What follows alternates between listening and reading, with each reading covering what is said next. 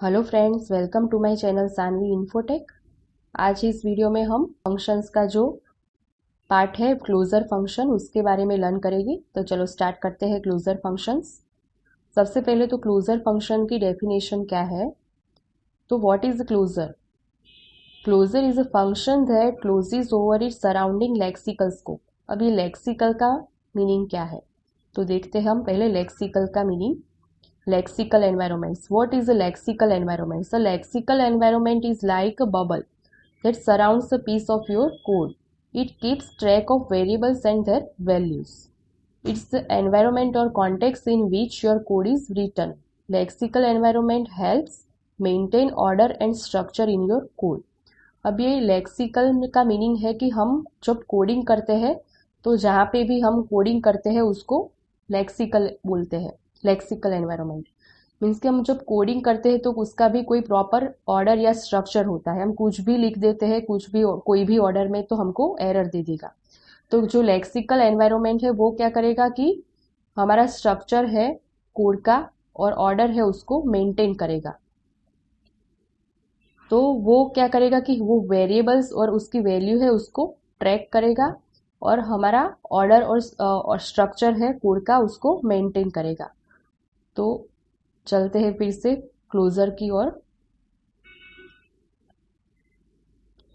It's a function having access to the parent scope. It preserve data from outside.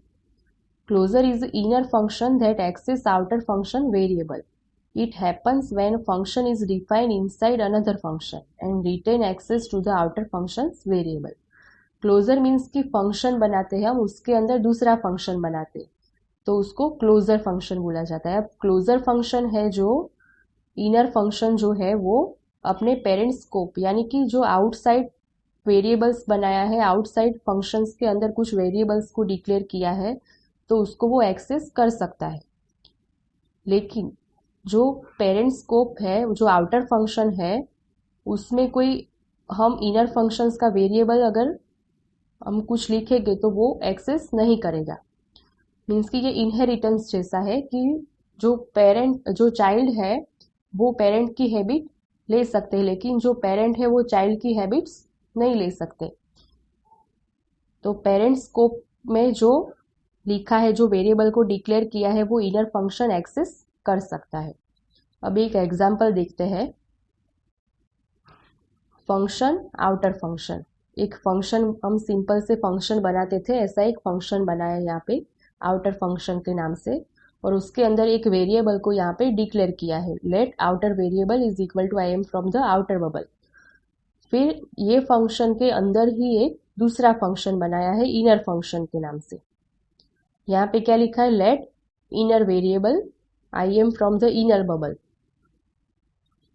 फिर क्या किया है? Console किया है किसको? ये आउटर वेरिएबल, आउटर फंक्शन के अंदर जो यहाँ पे वेरिएबल बनाया है उसको यहाँ पे कंसोल किया है। तो क्या करेगा वो? इनर फंक्शन है तो वो क्या करेगा? पेरेंट स्कोप का जो भी कोई भी वेरिएबल है तो उसको वो एक्सेस करेगा और फिर उसको कॉल किया है इनर फंक्शन, और लास्ट में आउटर फंक्शन को कॉल किया है। तो विजुअल स्टूडियो कोड में हम उसको प्रैक्टिकल थ्रू देख लेते हैं। तो लास्ट में फंक्शन डॉट जेएस नाम से यहाँ पे एक फाइल बनाई हुई थी, उसके अंदर ही हम प्रैक्टिकल को देख लेते हैं। पहले एक फंक्शन बनाते हैं। फंक्शन का नेम है आउटर फंक्शन। फिर कर्ली ब्रेसिस के अंदर हम यहाँ पे एक वेरिएबल को डिक्लेयर करेंगे। लेट आउटर के नाम से एक वेरिएबल बना देते हैं और उसके अंदर लिखते हैं आई एम फ्रॉम आउटर फंक्शन। उसके बाद इसके अंदर ही एक दूसरा फंक्शन बनाते हैं, फंक्शन इनर फंक्शन। उसके अंदर एक वेरिएबल इनर नाम से बनाते हैं IEM from inner function।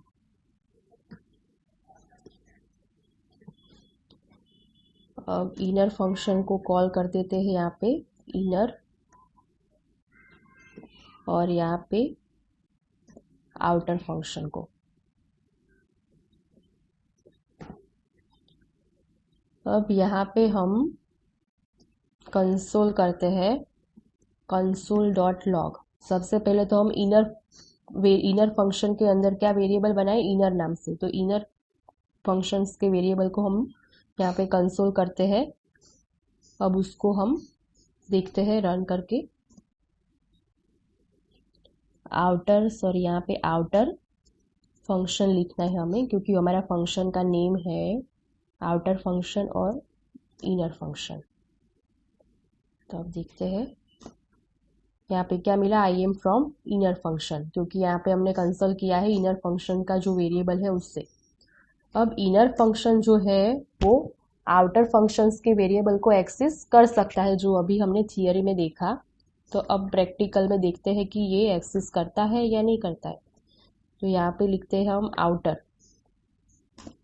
जो यहाँ पे हमने वेरिएबल डिक्लेयर किया है आउटर फंक्शन में। तो क्या मिला हमें, IEM फ्रॉम आउटर फंक्शन, ऊपर वाला है इनर फंक्शन, तो दोनों मिल गए यहाँ पे। अब इनर फंक्शन के बाहर हम यहाँ पे कंसोल करते हैं